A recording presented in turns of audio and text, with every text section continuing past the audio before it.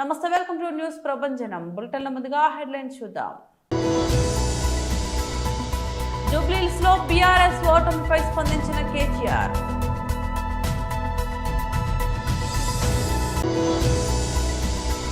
నాంపల్లి రాష్ట్ర కార్యాలయం నుంచి సంయుక్త విలేకరుల సమావేశం.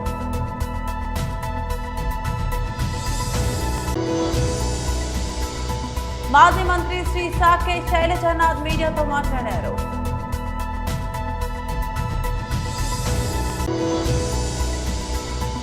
నూట 20 బహదూర్లో ఒక పాట కోసం రాసి కష్టం అంతా ఇంత కాదు. జూబ్లీహిల్స్ ఉప ఎన్నిక ఫలితంపై బీఆర్ఎస్ వర్కింగ్ ప్రెసిడెంట్ కేటీఆర్ స్పందించారు. మీడియాతో మాట్లాడుతూ తెలంగాణ ప్రయోజనాల కోసం ప్రతిపక్షంగా తమ పాత్రను కొనసాగిస్తామని ఆయన స్పష్టం చేశారు.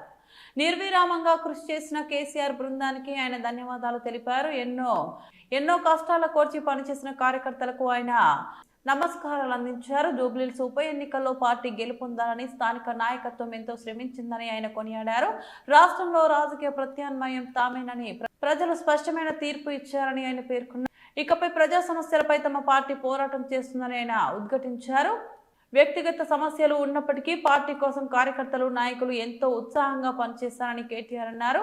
గత 2 ఏళ్లుగా ప్రధాన ప్రతిపక్ష పార్టీగా బీఆర్ఎస్ సమర్థవంతమైన పాత్ర పోషిస్తుందని ఆయన అన్నారు. కృతజ్ఞతలు తెలియజేస్తా ఉన్నాను. ఎన్నో కష్ట నష్టాల కోర్చి ఒకరిద్దరు కాదు, నిజంగా చెప్పాలంటే కొంతమంది తమ వ్యక్తిగతమైన సమస్యలు ఉన్నా కూడా వాటన్నిటినీ పక్కన పెట్టి నిర్విరామంగా పనిచేసినారు. వారందరికీ పేరు పేరున హృదయపూర్వకంగా వినమ్రంగా నమస్సులు, వినమ్రంగా ధన్యవాదాలు. దాదాపు ప్రతి బూత్లో 407 బూత్లు ఉంటే ప్రతి బూత్లో మా జూబ్లీహిల్స్ స్థానిక నాయకత్వం చాలా అద్భుతంగా కష్టపడ్డారు. వారికి కూడా హృదయపూర్వకంగా నా ధన్యవాదాలు, హృదయపూర్వకంగా వారికి కూడా నమస్కారాలు. శ్రీమతి మాగంటి సునీత గోపీనాథ్ గారు అభ్యర్థి కొత్తదైనప్పటికీ, వారికి ఇదివరకు రాజకీయ అనుభవం లేకపోయినప్పటికీ వారు కూడా నిజంగా చాలా కష్టపడ్డారు. చాలా పెద్ద ఎత్తున వారు కూడా మరి పోరాటం కూడా చేసినారు. చివరి రోజు మరి ఏ రకంగా వారు పోరాడినారో మీరు అందరూ కూడా చూశారు. వారికి కూడా నా అభినందనలు. ఎందుకంటే కొత్త అభ్యర్థి అయినప్పటికీ ఎక్కడా కూడా ప్రత్యర్థి, ముఖ్యంగా అధికార పార్టీ అయినప్పటికీ, అధికార యంత్రాంగం మొత్తం ఉన్నప్పటికీ వారు కూడా మొక్కవోని ధైర్యంతో కొట్లాడినారు. సునీత గోపీనాథ్ గారికి మనస్ఫూర్తిగా నా అభినందనలు. అట్లాగే బీఆర్ఎస్ పార్టీకి మరి ఓటేసిన జూబ్లీహిల్స్ ప్రజలకి మరి చివరి ఓటింగ్ శాతం ఇంకెంత తెలియదు, బట్ చాలా గణనీయంగా గౌరవప్రదంగా మా పార్టీకి కూడా ఓట్లు వచ్చినాయి. మరి మాకు ఓటేసిన జూబ్లీహిల్స్ ప్రజలందరికీ కూడా పేరు పేరున వారికి కూడా కృతజ్ఞతలు. సరే, సహజంగానే ఒక రాజకీయ పార్టీగా ఎన్నికల్లో దిగినప్పుడు గెలుస్తామనుకొని దిగుతాం, గెలుస్తామనుకొని కొట్లాడతాం, గెలవాలని కొట్లాడతాం. అట్లనే కొట్లాడినాం. గత 2 ఏళ్లుగా బీఆర్ఎస్ పార్టీ ప్రధాన ప్రతిపక్ష పార్టీగా తన పాత్రను అద్భుతంగా పోషించింది. ప్రజా సమస్యలను మరి కేంద్రంగా చేసుకొని ప్రజల వాదనను, ప్రజల వేదనను ఇవాళ ప్రభుత్వం ముందు పెట్టడంలో, అది శాసనసభలో అయితేనేమి, ప్రజాక్షేత్రంలో అయితేనేమి, సోషల్ మీడియాలో అయితేనేమి చాలా బలంగా బీఆర్ఎస్ పనిచేస్తున్నది. మా పని ఇట్లాగే భవిష్యత్తులో కూడా కొనసాగుతూనే ఉంటుంది. ఎందుకంటే ఈ ఉప ఎన్నికల్లో కూడా మేము నిజాయితీగా కొట్లాడినాం. ప్రజా సమస్యల్ని కేంద్ర బిందువుగా చేసుకొని, ప్రజలనే ఎజెండాగా చేసుకొని ఎన్నికల్లో డెఫినెట్గా చిత్తశుద్ధితో, నిజాయితీగా మేము కొట్లాడినాం. మీకు తెలుసు ఎట్లా ఎన్నికలు జరిగినాయో కూడా అందరూ చూసినారు, నేను చెప్పక్కర్లేదు ప్రత్యేకంగా. మరి మొత్తం ఎన్నిక ప్రచారం ముగిసేదాకా ఎట్లా జరిగింది, ప్రతి సర్వేలో కూడా బీఆర్ఎస్ గెలుస్తుందని ఎట్లా చెప్పింది, ఆ తర్వాత ఆఖరి 3 రోజులు ఏం జరిగింది, ఇదంతా ప్రజలు చూసినారు. నేను అందులోకి పోను, అవి చెప్పను. కానీ ఒకటి మాత్రం వాస్తవం, ఈ ఎన్నిక డెఫినెట్గా మరి మాకు కొత్త ఉత్సాహాన్ని ఇచ్చింది, కొత్త బలాన్ని ఇచ్చింది. ఎందుకంటే మరి స్పష్టంగా ప్రజలు ఒక తీర్పు ఇచ్చారు. ఈ రాష్ట్రంలో ప్రత్యామ్నాయం కేవలం బీఆర్ఎస్ మాత్రమే. ఇంకా అది అందులో అనుమానమే లేకుండా ఖచ్చితంగా ఈ ప్రభుత్వం ఏదైతే పనిచేస్తుందో వారికి ప్రత్యామ్నాయంగా పోరాడుతున్న ఒకే ఒక్క పార్టీ బీఆర్ఎస్ అనే మాట స్పష్టంగా ప్రజలు చెప్పారు. డెఫినెట్గా దాన్ని కూడా మేము మాకు నాంపల్లి రాష్ట్ర కార్యాలయం నుంచి సంయుక్త విలేకరుల సమావేశం నిర్వహించారు. సంజయ్ గారు కూడా ఉన్నారు కాబట్టి వారు కూడా మాట్లాడతారు, మహేశ్వరి గారు కూడా మాట్లాడతారు. ఎక్కువసేపు మీ సమయం తీసుకోకుండా 2 విషయాలు రాష్ట్ర అధ్యక్షుడిగా మీ ద్వారా తెలంగాణ ప్రజలకు కార్యకర్తలకు ఒక సందేశాన్ని ఇవ్వటానికి ఈరోజు ఈ యొక్క పత్రికా సమావేశంలో నీ అవకాశం తీసుకుంటున్నాను. బీహార్లో ఏదైతే ఫలితాలు వచ్చినాయో ఈ ఫలితాలన్నీ కూడా ఈ యొక్క దేశంలో భావి తరము ఆలోచన విధానాలకు ఆలోచించేటటువంటి సరళికు అది ఒక ప్రతీకము, నిదర్శన. ఈ మధ్య కాలంలో కాంగ్రెస్ పార్టీ నాయకులు ఎక్కడ పడితే అక్కడ ఇండి అలయన్స్లో కొంతమంది నాయకులు నేపాల్లో జంజీ లాగానే భారతదేశంలో కూడా ఇక్కడ ఆందోళన జరుగుతుంది, ఎలక్షన్ కమిషన్ తగలబెడతాం, ఎలక్షన్ కమిషన్ను కొడతాం, రోడ్ల మీద పడి మేము అనార్కీని సృష్టిస్తామని చెప్పి మాట్లాడేట్టుగా బహిరంగంగా మాట్లాడేటువంటి ఇటు తేజస్విని యాదవ్ కావచ్చు, ప్రియాంక గాంధీ కావచ్చు, ఇటు రాహుల్ గాంధీ కావచ్చు. కానీ బీహార్ ప్రజలు, బీహార్ యువత, ముఖ్యంగా బీహార్ మహిళలు భారతీయ జనతా పార్టీ నేతృత్వంలో ఉన్నట్టుగా ఎన్డీఏ ఒక పార్టీకు 200 పై సీట్లు ఇప్పించి కాంగ్రెస్ కేవలం ఒక్క సీటుకే పరిమితమై మరి వారి యొక్క సోదరుడు, వారి యొక్క పాలు పంచుకున్నటువంటి రాజకీయాల్లో ఎంఐఎంకు వాళ్ళకన్నా ఎక్కువ స్థానాలు వచ్చినాయి, 7 స్థానాలు వచ్చినాయి వాళ్ళకి. మరి అటువంటి పరిస్థితుల్లో కాంగ్రెస్ ఓట్ చోరీ అన్నారు, ఇంకేదో అన్నారు, మర్చిపోయారు ప్రజలు, వాళ్ళు నమ్మలేదు. కాబట్టి ఈరోజు ప్రజలు తీర్పు ఇచ్చేటప్పుడు జనరల్ ఎలక్షన్స్లో చాలా వరకు వాళ్ళు డెవలప్మెంట్ని ముందుగా తీసుకొని, ఒకటి, రెండోది డబుల్ ఇంజన్ సర్కారు ఉంటే రాష్ట్రం బాగుపడుతుందని చెప్పేసి ఆలోచించేటట్టుగా ఆ సరళి రేపు తెలంగాణలో కూడా కొనసాగుతుందని చెప్పి నాకు పూర్తి నమ్మకం ఉన్నది. ఈరోజు జూబ్లీ హిల్స్ ఎన్నికల్లో పొద్దున్న నుంచి చూస్తూ ఉన్నాను. ముందుగా నేను జూబ్లీ హిల్స్ ఎన్నికల్లో పనిచేసినటువంటి కార్యకర్తలకు, నాయకులకు నా హృదయపూర్వకమైనటువంటి వారికి అభినందనలు, వారికి ధన్యవాదాలు తెలుపుతా ఉన్నాను. ఎందుకంటే ఒక నెల కష్టపడి, మనకు తెలుసు జూబ్లీ హిల్స్ ఎటువంటి కాన్స్టిట్యున్సీ అని చెప్పేసి. గతంలో దత్తాత్రేయ గారు పోటీ చేసినప్పుడు 2009లో ఆ ఒక కాన్స్టిట్యున్సీ డీలిమిటేషన్ అయితే వచ్చినప్పుడు భారతీయ జనతా పార్టీకి ఎప్పుడు అక్కడ మెజార్టీ రాలే. 2014లో కూడా ఆ రోజు తెలుగుదేశము, భారతీయ జనతా పార్టీ కలిసి ఉండే కాబట్టి మాగంటి గోపీనాథ్ గారు గెలిచారు. దాని తర్వాత మళ్ళీ బీఆర్ఎస్, ఎంఐఎం ఇద్దరి ఒక దోస్తానాతో ఆ రోజు వాళ్ళు గెలిచినటువంటి పరిస్థితి చూసినాం మనం. ఎంఐఎం కూడా. మాజీ మంత్రి శ్రీ సాకే శైలజానాథ్ మీడియాతో మాట్లాడారు. ఎటువంటి తప్పు చేయని వాడిని వేధిస్తే అతను బలవంతంగా ప్రాణాలు తీసుకున్నాడని ఈరోజు మాట్లాడుకుంటా ఉన్నాం. రైల్వే ట్రాక్ పైన, తాడిపత్రి రైల్వే ట్రాక్ పైన మృతదేహం దొరికింది. ఇంకొక వార్త తిరుపతి వీధుల్లో లేక తిరుపతి వర్గాల్లో జనం మాట్లాడుకుంటా ఉన్నారు. అయ్యో, ఆ రోజున పరకామణి చోరీలో రవికుమార్ అనే అతన్ని పట్టుకున్నవాడి సతీష్ కదా, ఏమైంది తనకి? ఆ పరకామణి కేసు కూడా లోక్ అదాలత్ ద్వారా పరిష్కారం చేసుకున్నారు కదా. 4 రోజుల విచారణంతరం అతను ప్రాణాలతో లేకుండా పోవడమేంది ఈ భూమి మీదని జనం మాట్లాడుకుంటూ ఇంకో అనుమానాన్ని కూడా వ్యక్తం చేస్తా ఉన్నారు. అప్పటి మాజీ చైర్మన్ టీటీడీకి కరుణాకర్ రెడ్డి గారిని కూడా ఆ పరకామణి కేసులో లాగాలి అని ఒత్తిళ్లు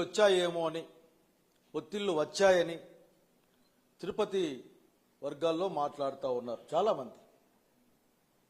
వీటన్నిటికీ సమాధానం చెప్పాల్సింది ప్రభుత్వమే. ఎందుకంటే ఒక కీలకమైన అంశం, అసలే తిరుపతిని దాదాపు రాజకీయాల కేంద్రంగా మార్చిన తర్వాత ప్రతి ఈవెంట్ కూడా రాజకీయంగానే అక్కడ రూపాంతరం చెందే కార్యక్రమంలో అది లడ్డు కావచ్చు, దర్శనం కావచ్చు, ఏదైనా సరే శ్రీవారిని, నిజంగా శ్రీవారి భక్తులం మాలాంటి వాళ్ళం, శ్రీవారిని రోజు రోజుకి రాజకీయాల్లోకి లాగడం చూసి మేము బాధపడతా ఉంటాం. భయపడతా ఉంటాం కూడా, ఇది ఎక్కడ తీసుకెళ్తారు అసలుకి వెంకటేశ్వర స్వామిని అని. ఈ రోజున ఈ ప్రభుత్వం సమాధానం చెప్పాలి.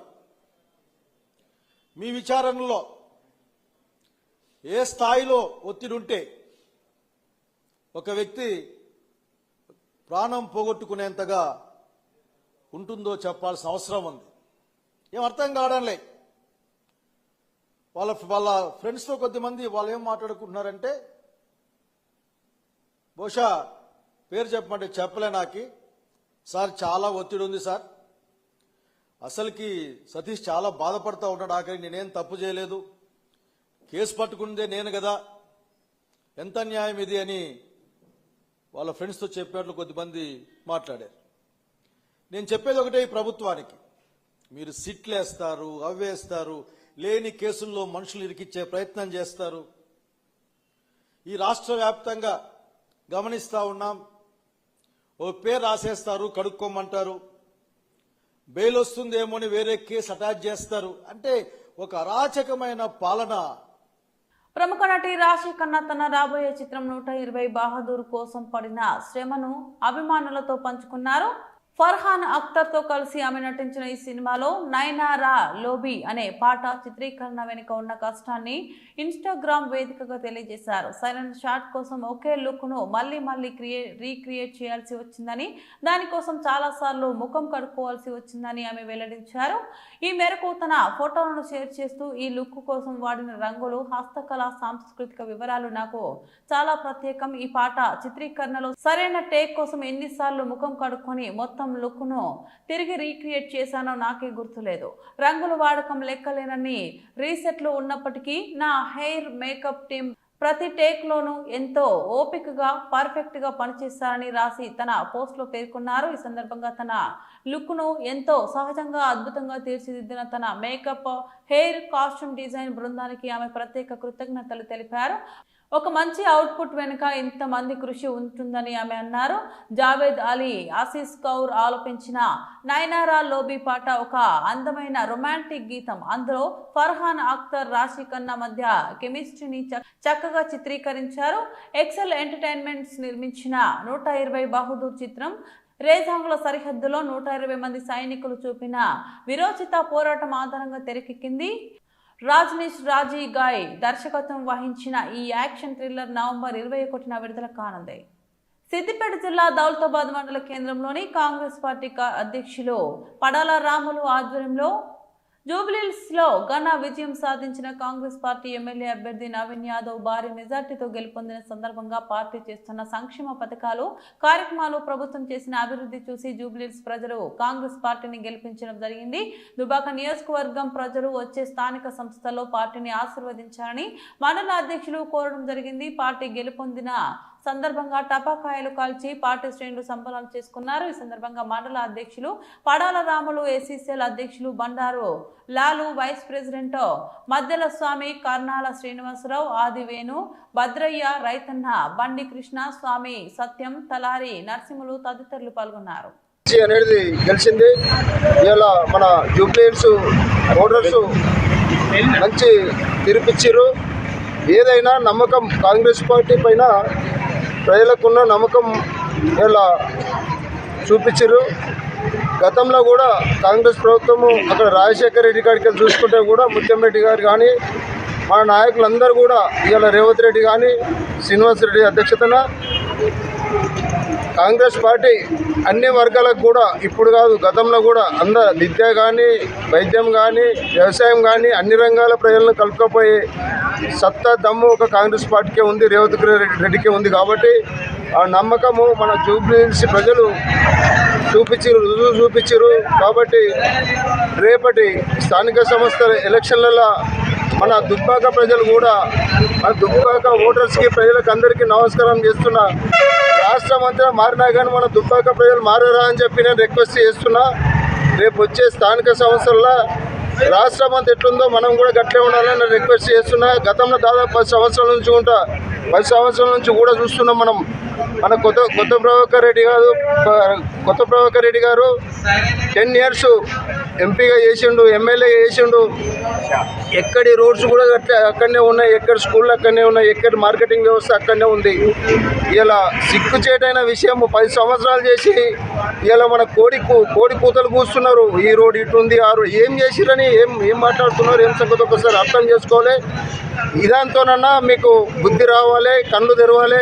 ఈ జూబ్లీ హిల్స్ ఎలక్షన్స్తోని టీఆర్ఎస్ నాయకులు కానీ బీజేపీ నాయకులు కానీ ఇలా రాష్ట్రంలో అభివృద్ధి కానీ రేవంత్ రెడ్డి వచ్చిన తర్వాత అన్ని వర్గాల ప్రజలకు కానీ ఎట్లా జరుగుతున్నదో, గతంలో మీరు ఏం చేసిరో అనేది ఒకటి కళ్ళు తెరిచి బుద్ధి తెచ్చుకోని చెప్పి మాట్లాడాలని చెప్పి నేను డిమాండ్ చేస్తున్నా. ఈ సందర్భంగా రేపు స్థానిక సంస్థల్లో కూడా ఇదే రీతిగా మన కాన్స్టిట్యున్సీలో అన్ని స్థానిక సంస్థల జడ్పీటీసీ కానీ ఎంపీటీసీ కానీ ఎంపీపీ కానీ సర్పంచులు కానీ పెద్ద మొత్తంలో కాంగ్రెస్ పార్టీకి ఇచ్చి డెవలపింగ్లో ముందుకు పోదని చెప్పి కోరుకుంటున్నా. ఈ అవకాశం ఇచ్చిన అందరికీ కూడా ధన్యవాదాలు.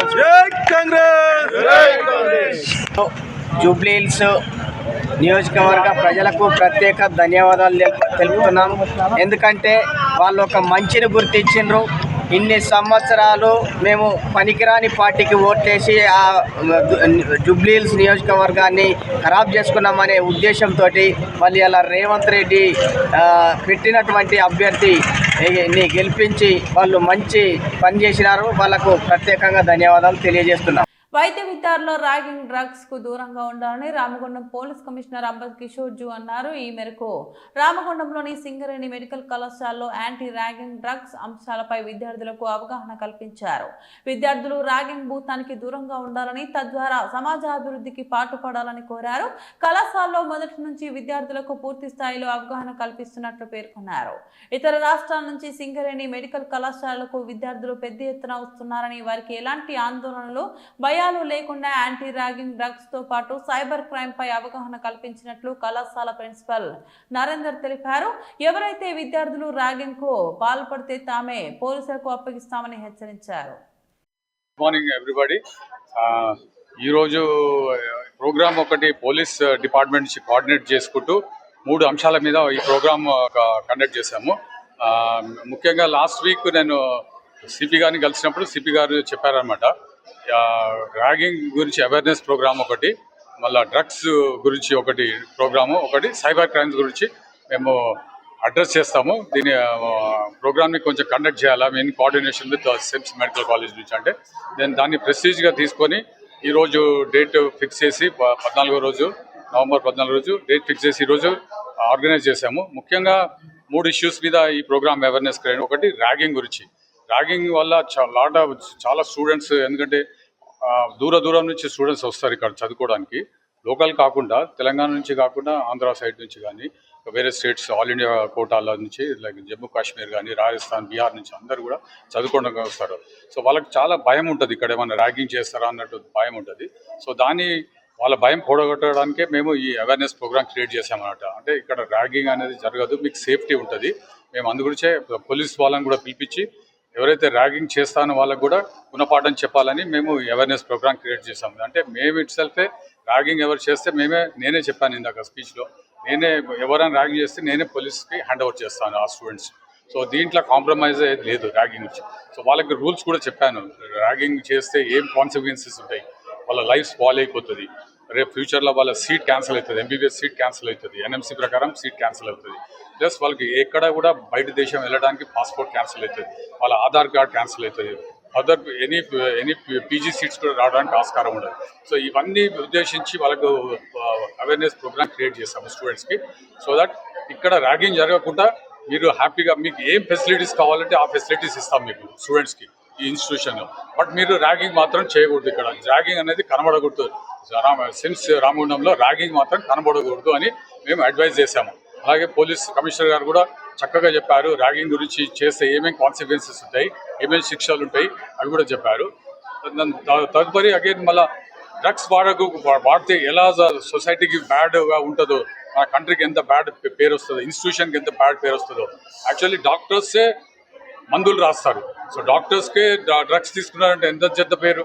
సో వీళ్ళే సొసైటీకి మీరు డ్రగ్స్ తీసుకోవద్దని అడ్వైస్ చేస్తారు. సో డాక్టర్సే డ్రగ్స్ తీసుకుంటే ఎంత చెడ్డ పేరు వస్తుంది ఇన్స్టిట్యూషన్కి. సో ఆ ఇన్స్టిట్యూషన్ చెడ్డ పేరు వస్తే రేపు ఫ్యూచర్లో గ్రేడింగ్ అనేది కూడా పడిపోతుంది ఇన్స్టిట్యూషన్. సో దాని గురించి ఉద్దేశించి కూడా మేము డ్రగ్స్ గురించి వాడద్దు, డ్రగ్స్ వాడినా కూడా మాకు ఇన్ఫార్మ్ చేయాలని చెప్పాము. పోలీస్ పీపుల్ ఆల్సో కూడా చెప్పారు వాళ్ళకు, డ్రగ్స్ ఏదైనా వాడితే మాకు ఇన్ఫార్మ్ చేయండి అని. సో దాన్ని ఉద్దేశించి కూడా అవేర్నెస్ ప్రోగ్రామ్ క్రియేట్ చేశాం ఈరోజు. లాస్ట్లీ సైబర్ క్రైమ్స్ గురించి మాట్లాడారు, సిపి గారు కూడా ఎక్స్ప్లెయిన్ చేశారు, మేము కూడా ఎక్స్ప్లెయిన్ చేశాం. సైబర్ క్రైమ్స్ మెయిన్లీ ఇప్పుడు లేటెస్ట్గా ఆర్టిఫిషియల్ ఇంటెలిజెన్స్ వచ్చే ఈ తరుణంలో లాట్ ఆఫ్ ఏం చేస్తున్నారంటే పేషెంట్ యొక్క డేటా ఉంటుంది, అది చాలా సీక్రెట్గా మెయింటైన్ చేయాలి డాక్టర్స్ కానీ, ఇన్స్టిట్యూషన్స్ కానీ, హాస్పిటల్స్ కానీ. సో దాన్ని ఒక్కొక్కసారి సైబర్ క్రైమ్ హ్యాక్ చేసి లీక్ చేసి బయట వాడుతూ ఉంటారు. సో అది చాలా ఇబ్బందికరమైన విషయం ఫర్ ద పేషెంట్స్. సో ఇది one of the cyber crime ఒక నేరం అంటారు. సో దాన్ని దృష్టిలో ఉంచుకొని కూడా సిపి గారు కూడా అడ్వైజ్ చేశారు, మేము కూడా అడ్వైజ్ చేశాము.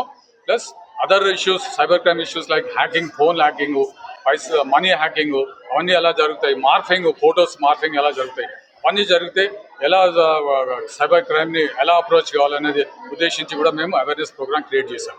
సో ఈ ప్రోగ్రామ్ సక్సెస్ఫుల్ అయినందుకు నేను అందరి స్టూడెంట్స్, ఫ్యాకల్టీ, విధంగా పోలీస్ డిపార్ట్మెంట్ తరఫున, మీడియా తరఫున అందరికీ నా కృతజ్ఞతలు తెలుపుకుంటున్నాను. Thank you very much.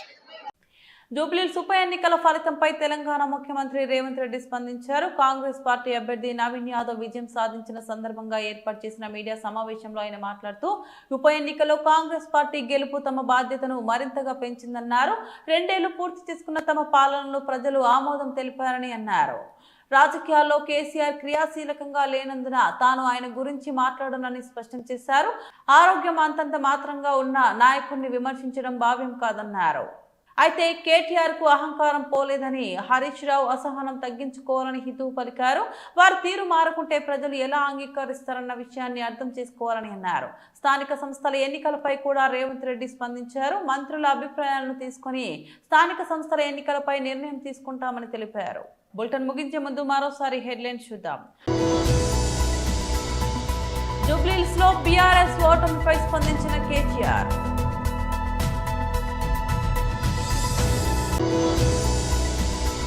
Nampally రాష్ట్ర కార్యాలయం నుంచి సంయుక్త విలేకరుల సమావేశం.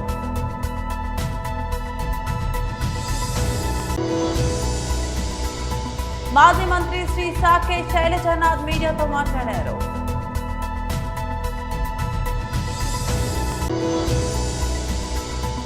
"120 బహదూర్లో ఒక పాట కోసం రాసి కష్టం అంతా ఇంత కాదు."